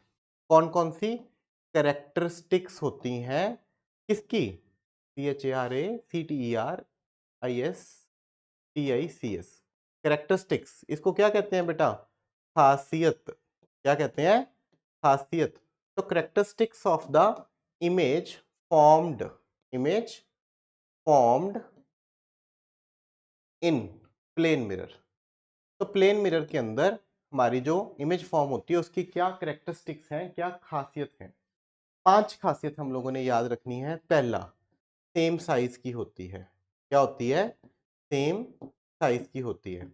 आप लोग सुबह अपने आप को ड्रेसअप करने के लिए मिरर के आगे खड़े होते हो, तो आपकी जो इमेज मिरर के अंदर नजर आती है आप लोगों को प्लेन मिरर के अंदर, तो वो इमेज सेम साइज की होती है ना, जितना साइज आपका है उतने ही साइज की इमेज आप लोगों को प्लेन मिरर के अंदर नजर आती है। ठीक है, तो वो सेम साइज की इमेज होती है।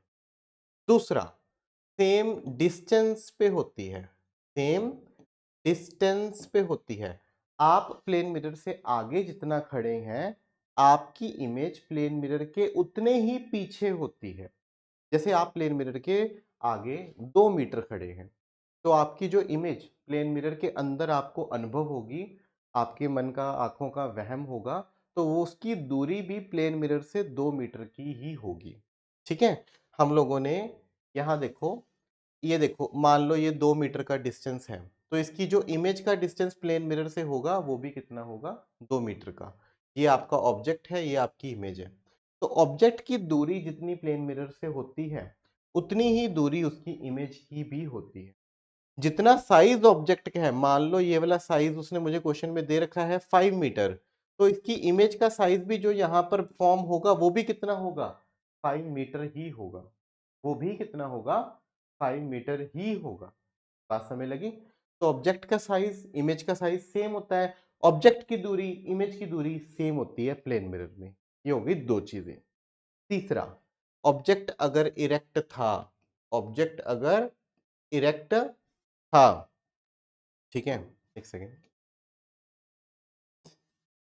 ऑब्जेक्ट क्या था बेटा मेरे पास, इरेक्ट, तो उसकी जो इमेज है ये भी क्या आई है, इरेक्ट आई है। क्लियर है, बात समझ लगी।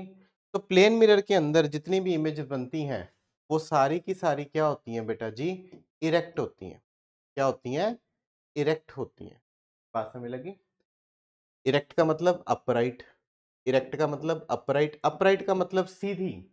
आपको, आप अगर सीधे खड़े हो तो आपकी इमेज भी सीधी नजर आएगी, आप उल्टे खड़े होगे आपकी इमेज भी उसको उल्टी नजर आएगी। बात समझ लगी। ठीक है, तो प्लेन मिरर की जो इमेज होती है वो हमेशा हमारे पास क्या होती है, अपराइट फॉर्म होती है। ठीक है, देर आफ्टर हम लोग बात करें कि प्लेन मिरर, अगर प्लेन मिरर के पास ऑब्जेक्ट किसी वेलोसिटी 5 मीटर पर सेकंड से जा रहा है या मान लो 6 मीटर पर सेकंड से जा रहा है, तो उसकी इमेज भी प्लेन मिरर को 6 मीटर पर सेकंड की स्पीड से ही अप्रोच करती नजर आएगी। तो उसकी इमेज भी उसी रफ्तार से उसको नजर आएगी कि उसकी तरफ भागी भागी आ रही है, उसकी तरफ क्या आ रही है, भागी भागी आ रही है। बात समझ लगी। एक सबसे मोस्ट इंपॉर्टेंट प्रॉपर्टी जो इसको डायग्राम में वो शो कर रहा है वो है बेटा लेटरल इन्वर्शन की। क्या है, lateral inversion, LATERAL, lateral inversion, INVERSION। ठीक है, लेटरल इन्वर्शन क्या होता है कि आप अगर मिरर में अपना यहां से चीर निकालते हैं तो मिरर के अंदर आप लोगों को वो दूसरी तरफ से चीर नजर आता है। आप अपना मिरर के सामने बायां हाथ उठाते हैं तो इमेज का दायां हाथ नजर आता है। बात समझ लगी। अगर आपके यहाँ पॉकेट में लेफ्ट साइड पर होती है तो इमेज में राइट पर नजर आती है। समझ गए। तो हम लोगों को हमारा दायां हाथ बायां नजर आता है, बायां दायां नजर आता है। तो इस इफेक्ट को reversing the sides of object and its image is known as lateral inversion. उसको हम लोग क्या कहते हैं, लेटरल इन्वर्शन कहते हैं। ठीक है, तो इसकी एक डेफिनेशन है बेटा, वो बड़ी इजी सी है, आप लोग याद कर लें अच्छे से। तो जो लेटरल इन्वर्शन होता है, क्या होता है बेटा? Lateral inversion. ठीक है, it is the effect of reversing the sides of an object and its image. ठीक है, तो the effect of reversing the sides of an object and its image is known as lateral inversion. ठीक है, जैसे मैं mirror के आगे red लिखूं, ठीक है, तो मिरर के अंदर मेरे को ये ऐसे नजर आएगा। क्लियर है? ये मिरर के अंदर मेरे को ऐसे नजर आएगा। और इसी के लिए जो एम्बुलेंस होती है ना, एम्बुलेंस की जो आगे वाला ग्लास होता है, शीशा होता है, उसके ऊपर एम्बुलेंस उल्टा लिखा होता है जानबूझकर, ताकि आप गाड़ी जब वो पीछे से हॉर्न मारे और आप अपने गाड़ी के अंदर बैठे शीशे में से पीछे वाली कार को, पीछे वाली एम्बुलेंस को देखें, तो आपको जो वहां उल्टा लिखा हुआ है शीशे में सीधा नजर आए। अगर हम सीधा लिखेंगे तो वो उल्टा नजर आता है, अगर वो उल्टा लिखेंगे तो हम लोगों को सीधा नजर आएगा। बात समझ लगी? ठीक है, इसकी मैं डायग्राम दिखाता हूँ आप लोगों को। ये देखो, ये मैंने रेड लिखा हुआ है शीशे के अंदर, ये हम लोगों को उल्टा नजर आता है। हम लोग इसको कहते हैं, ये इमेज जो हो गई वो लिटरली इन्वर्टेड हो गई। और उसी तरह जो हमारी एम्बुलेंस होती है उसके ऊपर उल्टा नजर आता है, उल्टा लिखा होता है। ठीक है, अगर मैं बात करूं कि आप देखते हैं करके हो जाता है कि नहीं। ठीक है, ये मैंने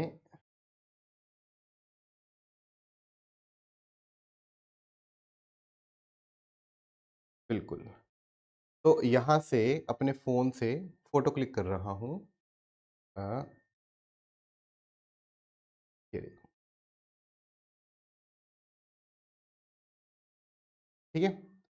तो अब ये देखो, मुझे जो फ़ोटो में नज़र आया है, वो किससा सीधा नज़र आया है। वो कैसा आया है? सीधा नज़र आया है। ठीक है? और मैं ज़ूम कर लेता हूँ, आप लोगों को थोड़ा-सा और क्लियरली नज़र आ जाए। ठीक है? वैसे वो ब्लर सा नज़र आ रहा है। अरे भाई सीधा हो जा, अगर वो कैच कर ले तो। ठीक है?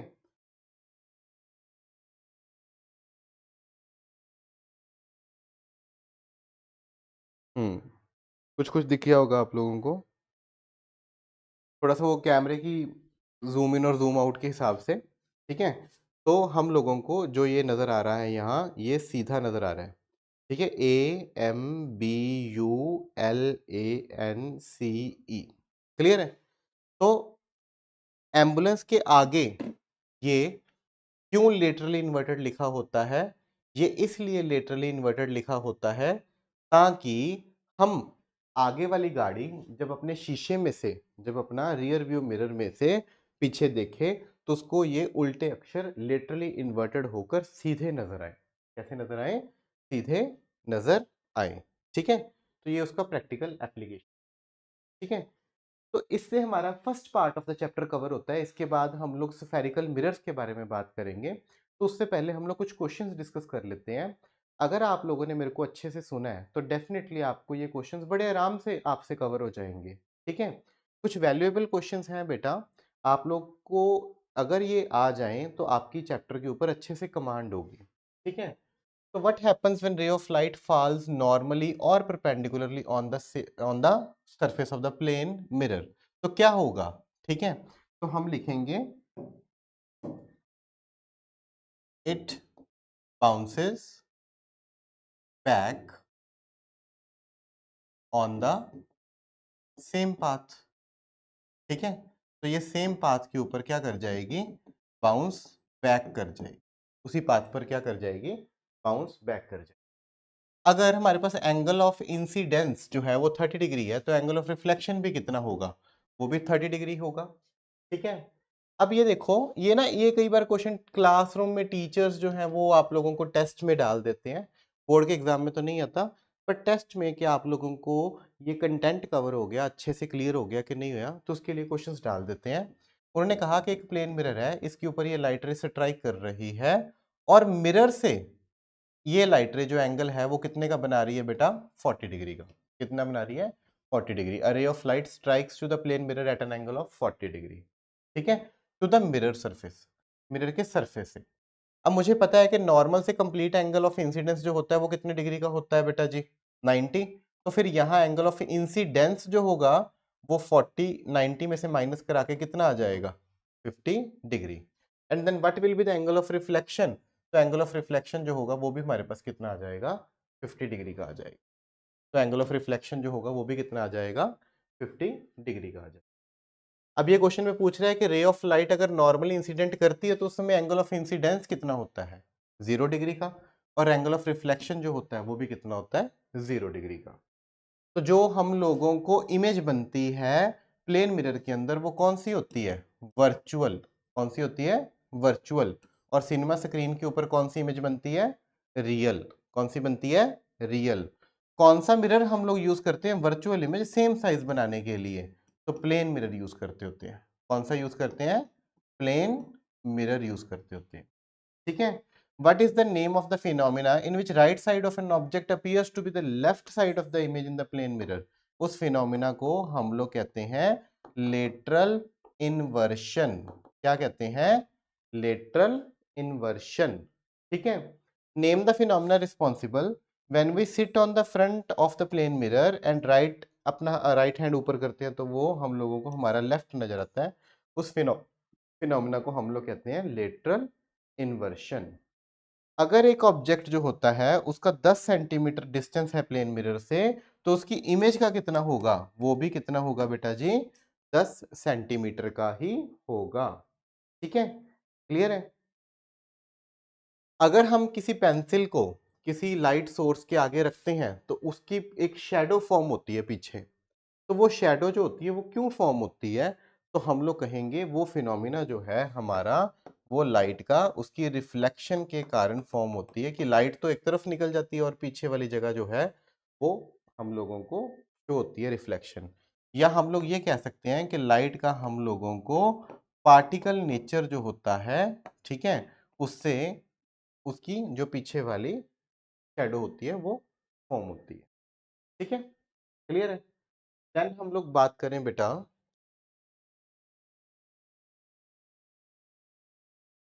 कुछ एमसीक्यूज की। The angle of reflection is equals to angle of incidence always, sometime, under some special conditions, और नेवर, ऑलवेज। ठीक है, हमेशा ही होती है। मैंने आपको बताया है चाहे रेगुलर रिफ्लेक्शन हो चाहे डिफ्यूज हो, लॉज ऑफ रिफ्लेक्शन तो फॉलो होते ही होते हैं।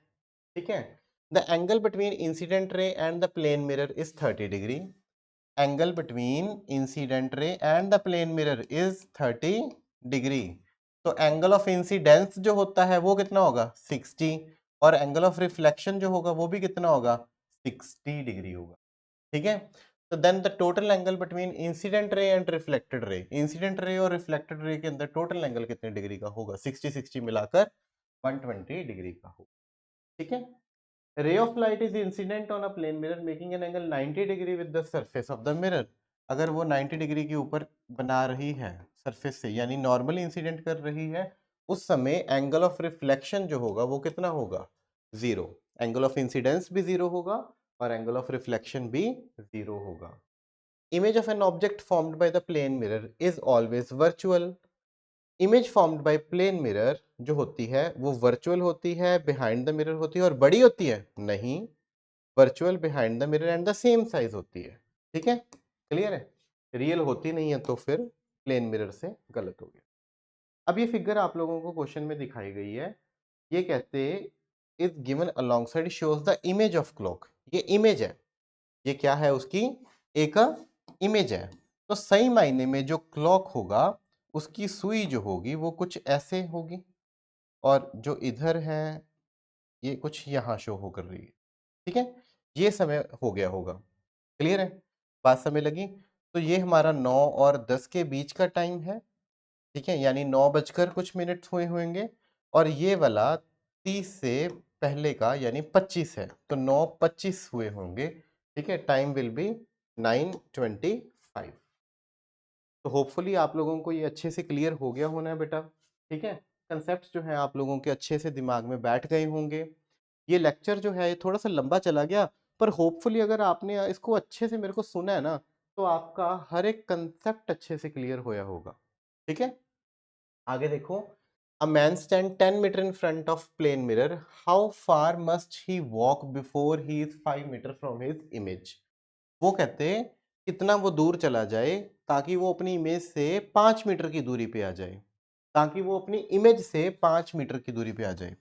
अब उसकी इमेज यहाँ होगी और वो यहाँ होगा, अपनी इमेज से 5 मीटर की दूरी पे आ जाए।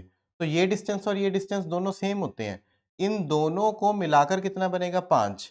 तो ये 2.5 सेंटीमीटर अगर आगे खड़ा होगा तो 2.5 सेंटीमीटर पीछे उसकी इमेज बनेगी।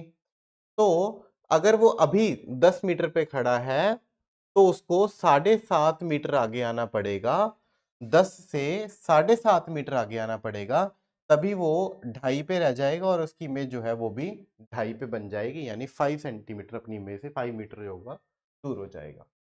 An object is placed at 20 centimeter in front of plane mirror. Mirror is moved 2 centimeter towards the object. अब ये देखो 20 यहाँ पड़ा था ऑब्जेक्ट, ठीक है। मिरर को हम लोग 2 मीटर आगे ले आए। पहले अगर 20 पे पड़ा था उसकी इमेज भी कहाँ बन रही होगी 20 पे। अब मिरर को उठाकर हम 2 मीटर आगे ले आए, यानी अब ये 18 पे पड़ रहा है तो उसकी इमेज भी कितनी होगी 18 पे होगी। पहले इन दोनों के बीच में टोटल डिस्टेंस कितना था 40, अब इन दोनों के बीच में टोटल डिस्टेंस कितना है 36। अब इनका फर्क आपस में कितना हो गया 4 का। तो उसने मुझे क्वेश्चन में पूछा कि अगर मिरर को 2 सेंटीमीटर आगे ले आऊं तो distance between the positions of original and final image, तो फाइनल इमेज और ओरिजिनल इमेज के बीच में जो हमारे पास अब डिस्टेंस है वो कितना है 4 मीटर का है। क्या है 4 मीटर का है, ठीक है, क्लियर है। बाकी ये आप ट्राई करना। इसको प्लेन मिरर के अंदर हम लोग देख लेते हैं क्या बनता है। ये बनेगा MEET मीट, उसके बाद ये ME ही मी, उसके बाद एट AT एट, फिर देन ये बनेगा MIDNIGHT,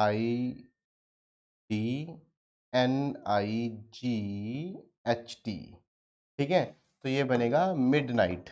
क्या बनेगा मिड नाइट, ठीक है। तो आप लोग ये करके देख सकते हैं, ठीक है। नहीं तो आप लोग मेरी वीडियो को थोड़ा सा पॉज करके ये चीज़ें जो है मैं मिटा देता हूँ और आप अपने फ़ोन से फ्रंट कैमरा ऑन कर कर यहाँ खोल के देखोगे ना तो आपको वही नज़र आएगा, meet me at the midnight, ठीक है, क्लियर है। तो ये क्वेश्चन आप लोग ट्राई करके देख लें। Thank you so much. Hopefully आप लोगों को वीडियो अच्छी लगी होगी बेटा। अगर वीडियो अच्छी लगी है तो चैनल को सब्सक्राइब जरूर करें और शेयर भी करें। Thank you so much.